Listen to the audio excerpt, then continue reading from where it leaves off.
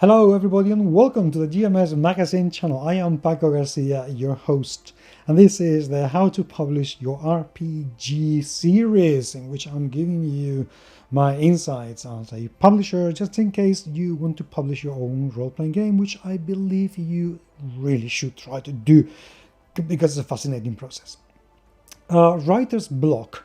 Okay, let's talk about that, because it's a truly nasty and insidious thing that happens sometimes, and it stops us on our tracks. Now, writer's block is a very curious thing because it can be very varied. It's not just that you cannot write. It can take many shapes and forms. It can be that you've been writing something for so long that you just give up because your mind is tired. It can be that you really don't want to write anything else for however long, which can be years sometimes. It can be many things. The point is that it stops you from wanting to do what you like doing. Because writer's block, it doesn't mean that suddenly you stop loving writing. It's not. You still love writing, you just can't. And it is very frustrating because more often than not, authors want to keep writing. They want to go back to what they do well, what they like doing.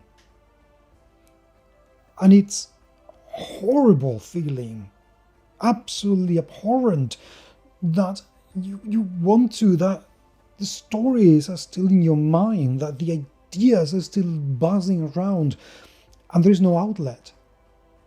It can be absolutely horrific that you had ideas a minute and suddenly you have none. You've got nothing. That no inspiration comes from anywhere. It is really, really nasty. I'm going to talk to my patrons about some ways that you can try and unclog whatever it is clogging you. But what I want to say in this video is, if at some point you get writer's block, for whatever reason, take that as a sign, and on a very, very serious one, that there could be, and likely is, an underlying problem. Whether it is stress at work, at home, whether it is panic of exposure to what people may say about your work, whether it is depression, my bet is that there is a likely cause for mental health problems.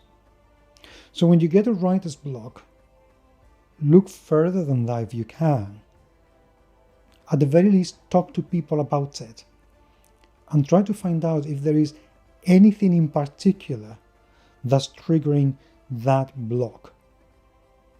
Because yes, stress and depression and cynic panic are three of the big reasons that it could be happening.